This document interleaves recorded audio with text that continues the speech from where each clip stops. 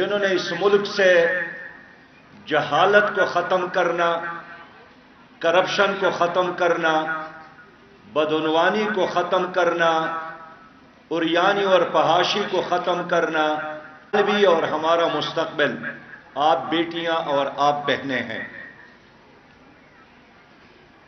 میں جس سے بھی ملتا ہوں ایک ہی فقرہ سنتا ہوں۔ اگر آپ کسی تعلیمی ادارے کے سربراہ سے ملے تو کہتا ہے حالات خراب ہے اور تعلیمی نظام بہت خراب ہے۔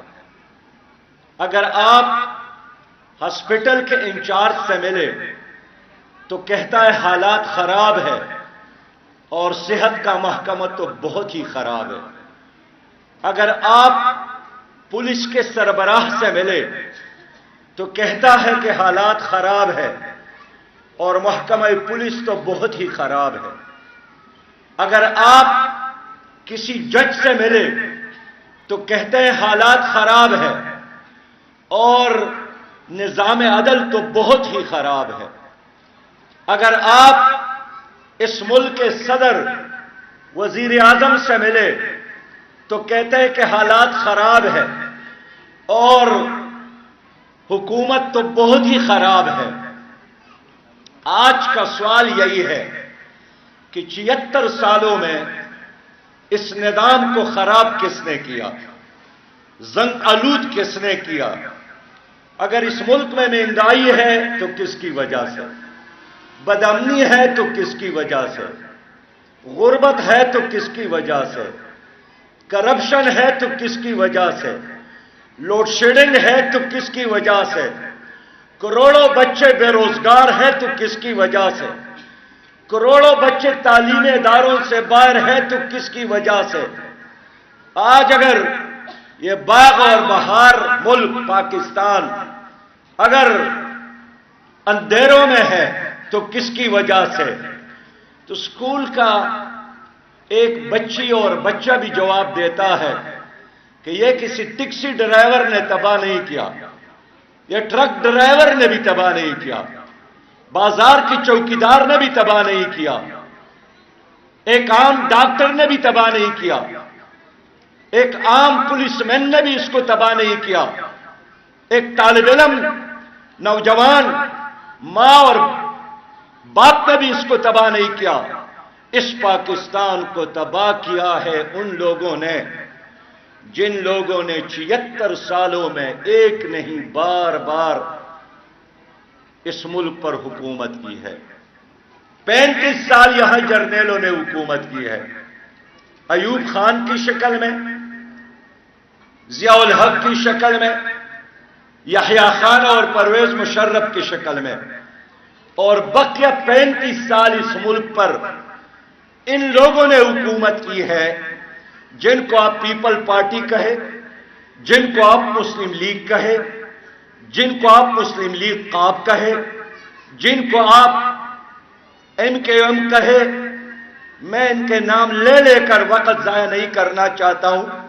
یہ ساری وہ قیادت ہے جو فوجی کملوں میں بڑے، فوجی گھملوں میں بڑے، اور انہوں نے ان کو فیڈر پلایا، بڑھایا اور اس کرپٹ سیاستدانوں کو پاکستان کے کندھوں پر بٹھایا۔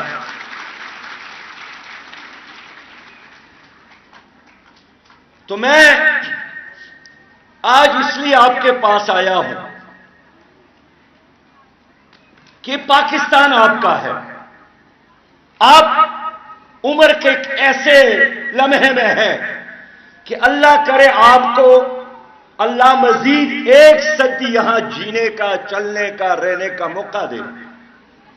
تو آپ کو ایک کیسا پاکستان چاہیے؟ آپ کو کیسی سوسائٹی چاہیے؟ ایک ایسی سوسائٹی جس میں آپ محافظ کے بغیر باہر نہ نکل سکے۔ ایک ایسا گھر چاہتے ہیں کہ اگر آپ کے گھر ابو گھر پر نہ ہو تو آپ خوف محسوس کریں۔ آپ ایسا ملک چاہتے ہیں کہ جب آپ اسکول، کالج، یونیورسٹی جاتے ہیں تو سانپ اور بچھو اور جنگل کے بیڑیا سے نہیں ڈرتے ہیں، ان انسان نما بیڑیوں اور سانپوں اور بچوں سے ڈرتے ہیں۔ آپ ایک ایسا پاکستان چاہتے ہیں جہاں کی عدالتوں میں انصاف نہ ہو؟ آپ ایسا پاکستان چاہتے ہیں جہاں کے ہاسپٹل میں غریب کے لیے علاج نہ ہو؟ آپ ایسا پاکستان چاہتے ہیں جس میں طبقاتی نظام تعلیم ہو؟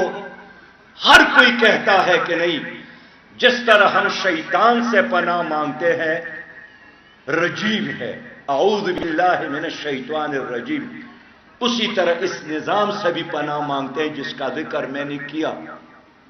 تو پھر کرنا کیا ہے؟ یہ تو دعاؤں سے نہیں ہوگا۔ ایک پرامن پاکستان دعاؤں سے نہیں ہوگا، ایک خوشحال پاکستان صرف دعاؤں سے نہیں ہوگا، ایک عدل اور انصاف کا پاکستان، اس کے لیے جدوجہد کرنا ہے، اس کے لیے محنت، اس کے لیے کوشش۔ اور یہی اللہ تعالیٰ نے فرمایا ہے کہ ان اللہ لا یغیر ما بقوم حتی یغیر ما بانفسہم، اللہ اس وقت تک کسی قوم کی حالت کو نہیں بدلتا جب تک وہ خود اپنی حالت کو بدلنے کے لیے تیار نہ ہو۔ تو میں بیٹیوں سے پوچھنا چاہتا ہوں کہ کیا آپ اس نظام کو تبدیل کرنے کے لیے پرعزم اور تیار ہے کہ نہیں ہے؟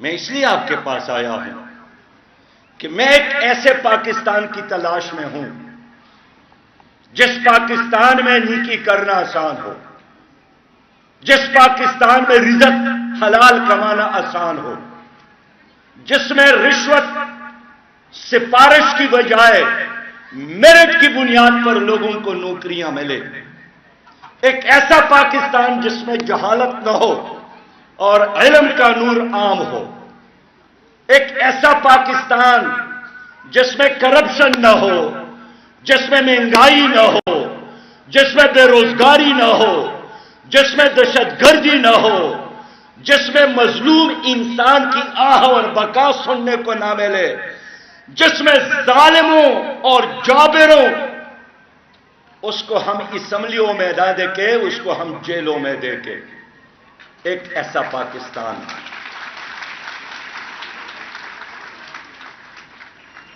یہ پاکستان اس ملک کا ظالم جاگیردار نہیں چاہتا ہے، اس کو یہی پاکستان سوٹ کرتا ہے جس میں دھاندلی اور کرپشن ہو۔ یہ کرپٹ سرمایہ دار بھی نہیں چاہتا ہے، ان کو یہی پاکستان چاہیے کہ پیسے کی بنیاد پر وہ اسمبلیوں میں بھی پہنچے، پیسے کی بنیاد پر عدالت کو بھی خریدے، پیسے کی بنیاد پر میڈیا میں بھی جگہ بنا لے، پیسے کی بنیاد پر الیکشن بھی خریدے، پیسے کی بنیاد پر الیکشن عملہ اور پولنگ بوتھ بھی خریدے۔ یہ جس پاکستان کی میں تمنا کر رہا ہوں، یہ مجھے چاہیے، یہ آپ کو چاہیے، یہ غریبوں کو چاہیے، یہ کسانوں کو چاہیے، یہ مزدوروں کو چاہیے، یہ غریبوں کو چاہیے۔ امید ابھی کچھ باقی ہے۔ ایک بستی بسنے والی ہے جس بستی میں کوئی ظلم نہ ہو اور جینا بھی کوئی جرم نہ ہو، جہاں پھول خوشی کی کھلتے ہو اور موسم سارے ملتے ہو، بس رنگ اور نور برستے ہو اور سارے آپس میں ہنستے اور بستے ہو۔ امید ایک ایسی بستی کی جہاں دہشت کا بازار نہ ہو، جہاں جھوٹ کا کاروبار نہ ہو، جہاں منصف سے انصاف ملے، جہاں دل سب کا سب سے صاف ملے۔ ایک آس ہے ایسی بستی کی جہاں روٹی زہر سے سستی ہو۔ میری بیٹی ہو، میرے بہنوں، اس لیے جماعت اسلامی حقیقی تبدیلی چاہتی ہے، حقیقی انقلاب چاہتی ہے، اور انقلاب کی تمنا نہ ہو انسان میں تو وہ مردہ ہے۔ اقبال نے فرمایا ہے کہ جس میں نہ ہو انقلاب موت ہے وہ زندگی، روح امم کی حیات کشمکش انقلاب۔ ہم انسان کو بدلنا چاہتے ہیں، ہم انسان کی اخلاق کو، ہم انسان کے رویے کو، ہم انسان کے معاملات کو، ہم انسان کے کردار کو، اور پھر آگے بڑھ کر سوسائٹی کو، اور پھر آگے بڑھ کر نظام کو، اور پھر حکمران کو۔ مختصر یہی ہے کہ ہم نظام کو بھی بدلنا چاہتے ہیں، ہم امام کو بھی بدلنا چاہتے ہیں۔ تو میرے بیٹیوں اور بہنوں، اس نظام کو بدلنے میں اور امام کو بدلنے میں کیا آپ لوگ ساتھ دینے کے لیے تیار ہے کہ نہیں ہیں؟ جماعت اسلامی اور دوسرے پارٹیوں میں فرق یہی ہے، ہم صرف ووٹ نہیں چاہتے ہیں، ہم صرف سپورٹ نہیں چاہتے ہیں، ہم یہ چاہتے ہیں کہ ہمارے ساتھ چلنے والا انسانیت کا خیر خواہ ہو، اچھا پڑوسی ہو، بیٹا اور بیٹی ہو تو وفادار ہو، شوہر اور باپ ہو تو مسلمان شوہر اور باپ ہو۔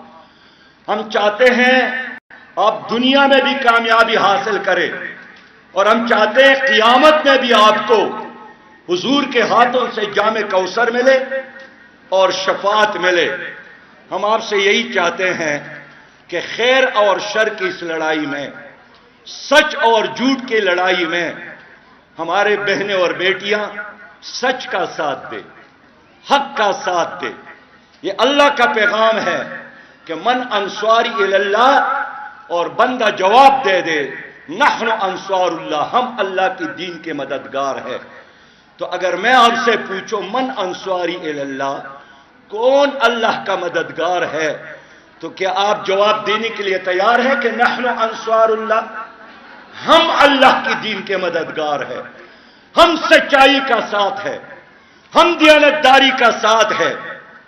یہی کام حضرت ہاجرہ نے کیا تھا، ابراہیم علیہ السلام کا ساتھ دیا تھا۔ یہی کام حضرت آسیہ نے کیا تھا، فرعون کی دربار میں تھی لیکن موسیٰ علیہ السلام کا ساتھ دیا تھا۔ یہی کام حضرت خدیجہ نے کیا تھا، مکہ میں رہتی تھی لیکن حضور پر ایمان لائی۔ یہی کام کربلا میں ہماری بہن زینب نے کیا تھا۔ یہی کام عبداللہ ابن زبیر کی ماں جب وہ ان سے ملنے آئے اور اس نے اپنے گلے سے لگایا اور بیٹے نے شکایت کی کہ مجھے خطرہ ہے کہ اگر دشمنوں نے مجھ پر غلبہ پایا تو یہ میری لاش کی بے عزتی کریں گے، تو اس ماں نے عظیم فقرہ کہا ہے کہ یا بنیا ان کنت علی حق، اے میرے بیٹے اگر آپ سچائی پر ہے پھر موت سے نہیں ڈرنا، فاصبر علیہ ہے، پھر ڈٹ جانا، حق پر ڈٹ جانا اور حق پر مرنا۔ اس ماں کی وصیت نے ان کو حوصلہ دیا۔ تو ہم یہی چاہتے ہیں، آج فلسطینی یہودیوں سے لڑ رہے ہیں اور صدیوں سے، تو ایک ماں اور ایک بہن اس کی پشت پر ہے۔ آج کشمیری 76 سالوں سے لڑ رہے ہیں، تو کشمیری ماں اور بہن اس کی پشت پر ہے۔ افغانوں نے روس سپر طاقت اور امریکہ کو شکست سے دوچار کیا، تو افغان ماں اور افغان بہن ان کی پشت پر تھی، اور آج جماعت اسلامی اس نظام کے خلاف لڑ رہی ہے۔ تو ہم چاہتے ہیں کہ ہماری مائیں، بہنیں اور بیٹیاں بھی فلسطینی ماں اور کشمیری ماں کی طرح ہمارے دائیں بارے اور ہمارے پشت پر کڑے ہو، تاکہ ہم اس نظام کو اور ظلم کے ان سومناتوں کو پاش پاش کر لے۔ آپ اس عظیم جہاد میں ہمارے ساتھ ہے یا نہیں ہے؟ آج میرے ملک میں ظلم ہے، خاص کر عورتوں پر ظلم ہے۔ یہاں عورت محفوظ نہیں ہے، بچیاں محفوظ نہیں ہیں، اغوا ہو رہی ہے، عصمت دری ہو رہی ہے۔ غربت کی وجہ سے گھروں میں ملازمت، تو گھروں میں ان پر تشدد ہو رہی ہے۔ خود سابق وفاقی وزیر کا اعتراف ہے پیرزادہ صاحب کا کہ کرونا وائرس کے دوران 11,000 خواتین کے اجتماعی عصمت دری کی گئی، 11,000 خواتین کا۔ تو میں پوچھنا چاہتا ہوں کہ اگر وفاقی وزیر یہ اعتراف کر رہا ہے تو یہ بھی جواب دیتے کہ جن 11,000 عورتوں کے ساتھ ظلم ہوا تو ان درندوں کو کیا پھانسی دی گئی؟ کیا ان درندوں کو پکڑا گیا؟ کیا ان درندوں کو نشان عبرت بنایا گیا؟ یہ بات نہیں کر سکتی۔ آج رضوانہ کے ساتھ یہی کچھ ہوا کہ جج کے گھر میں اس پر تشدد کیا گیا۔ میں خود ان کے گھر گیا اور بیچاری ان کے ہاتھ ٹوٹے تھے، ان کی کھوپڑی ٹوٹی تھی، ان کا جگر متاثر تھا۔ ہمارا تو خیال تھا کہ کوئی پڑھے گا تو وہ انسانیت کا دوست بنے گا، لیکن یہ ظلم، یہ جبر، یہ کسی ان پڑھ بہن نے نہیں کی ہے۔ یہ عورت ایک جج کی بیوی تھی۔ لیکن یہ صرف رضوانہ کی کہانی نہیں ہے۔ خود سرکاری اعداد و شمار کے مطابق پاکستان کے ایک صوبہ پنجاب میں 7,500 سے زیادہ بچیوں کو اغوا کیا گیا ہے، خواتین کو اغوا اور لاپتہ کیا گیا ہے۔ کیا یہ حکومت بتا سکتی ہے؟ میرے پیارے بھائی نے مجھے بتایا کہ ہمارے گاؤں میں ایک مظلوم عورت تانا گئی FIR درج کرنے، اور تانا جا کر وہاں بھی وہ مظلوم بن گئی، وہاں بھی عملے نے ان کو بری نگاہوں سے دیکھا۔ تو اس جنگل کے ماحول میں یہ 24 کروڑ عوام سانس لینے پر مجبور ہے۔ میں یہی چاہتا ہوں کہ آپ لوگ اس انقلابی جدوجہد میں، جس طرح اللہ کا حکم ہے کہ وہ جاہد فی اللہ حق جہادہ، اللہ کے راستے میں جدوجہد کرو، اس جدوجہد میں آپ جماعت اسلامی کا ساتھ دے۔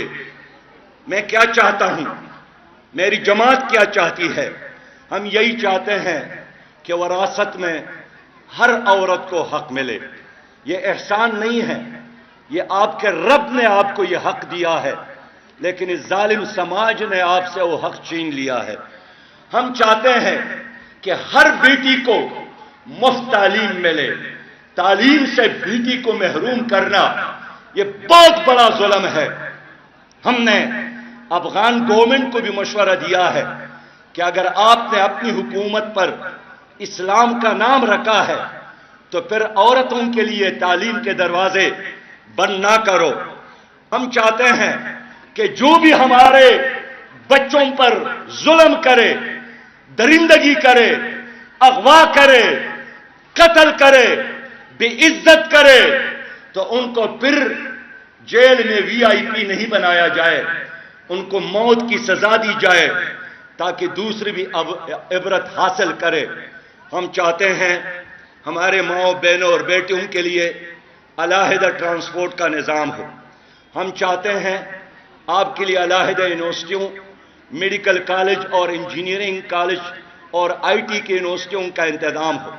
ہم چاہتے ہیں، اس وقت 45 سرکاری میڈیکل کالجز میں صرف 3 خواتین کے لیے ہے۔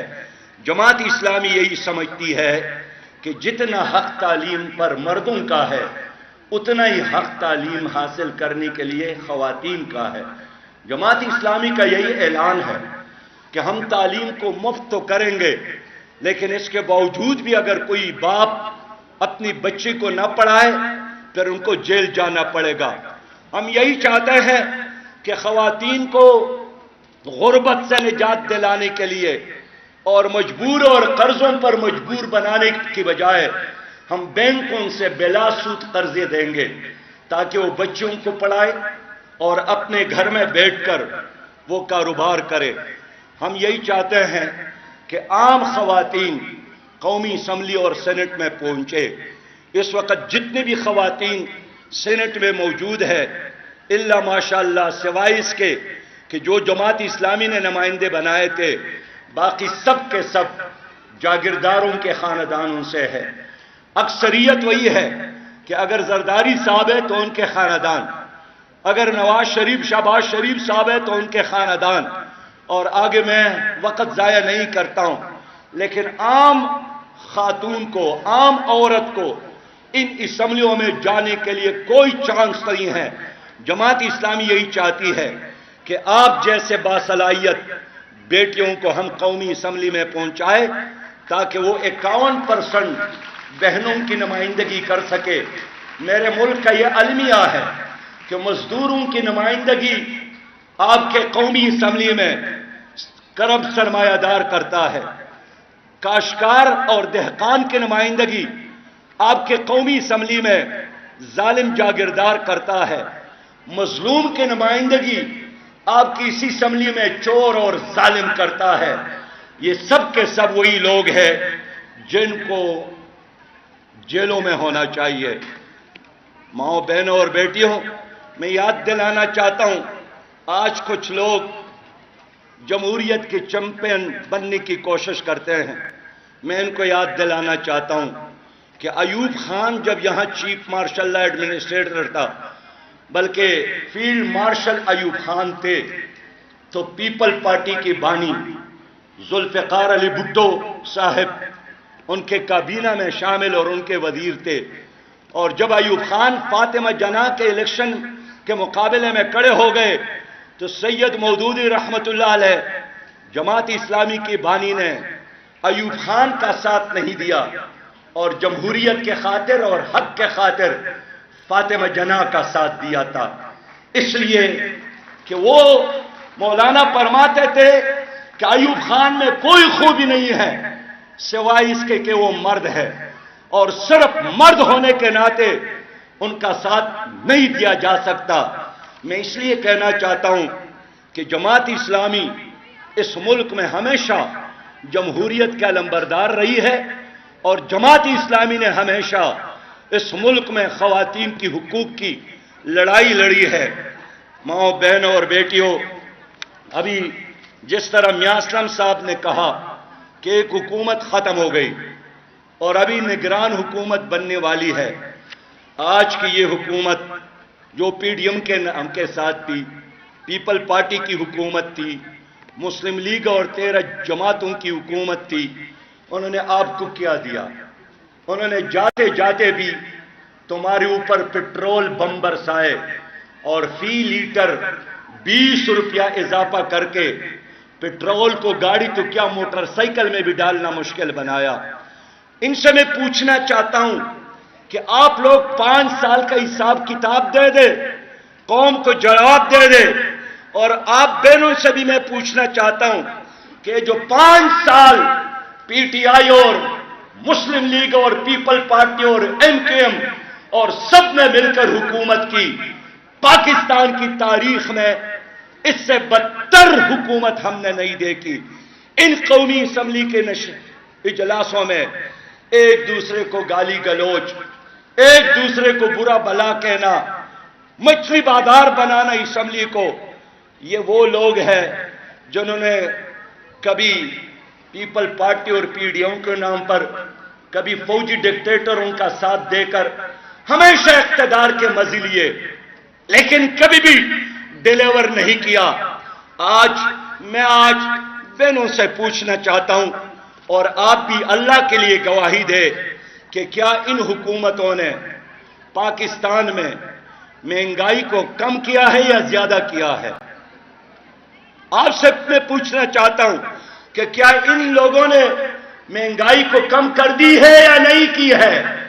ان لوگوں نے مہنگائی میں اضافہ کیا، ان لوگوں نے معیاری زندگی کو بہتر نہیں بنایا، ان لوگوں نے بے روزگاری میں اضافہ کیا، ان لوگوں نے بجلی کی بلوں میں اضافہ کیا، ان لوگوں نے ملک پر قرضوں میں اضافہ کیا، ان لوگوں نے قومی اسمبلی میں ایک بھی قانون عوامی مفاد کے لیے نہیں بنایا، ان لوگوں نے اشرافیہ کے مراعات میں اضافہ کیا، ان لوگوں نے مافیاز کو کنٹرول نہیں کیا اور اس میں اضافہ کیا، ان لوگوں نے سرتاپا ظلم کیا۔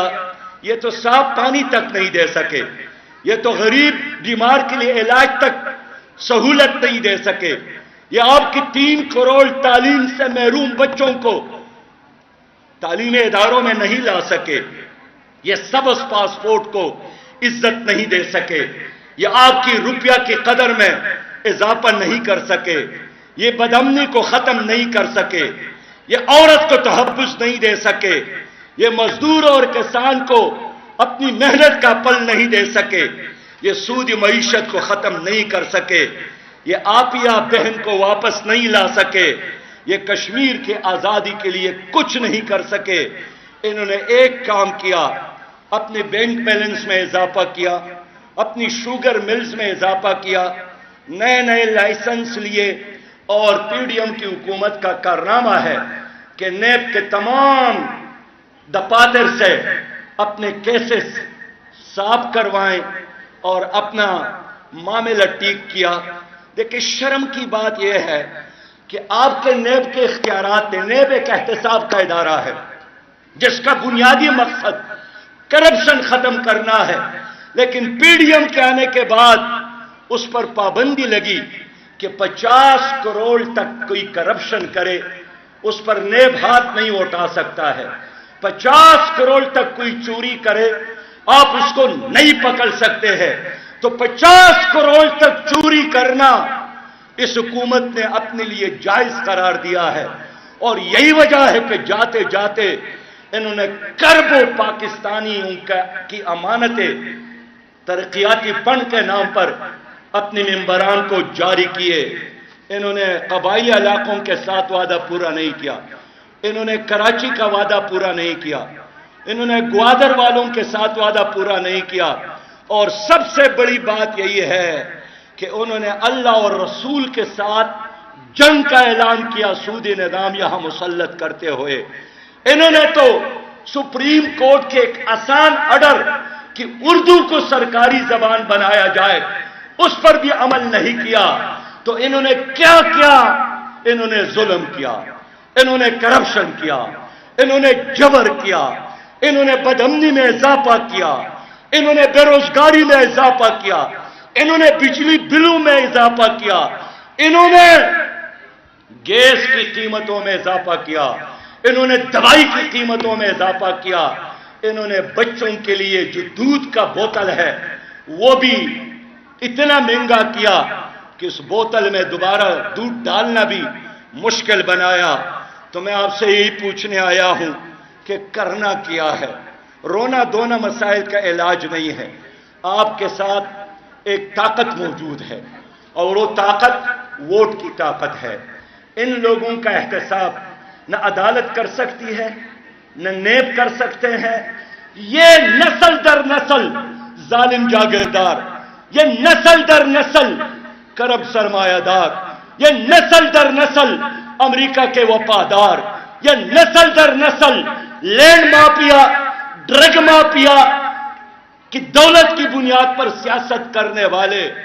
وقت آیا ہے کہ پاکستان کی نئی نسل ایک مستقبل کے خاطر، خوشحال پاکستان کے خاطر اٹھے اور اپنے ووٹ کی طاقت سے ان اندھیروں کو اجالے میں بدلے، ووٹ کے طاقت سے ان کرپٹ سیاستدانوں کو جیلوں میں بھیجے۔ اس دن بلاول صاحب نے اسمبلی میں فرمایا، کیا کہا بلاول صاحب نے؟ اپنے بڑوں سے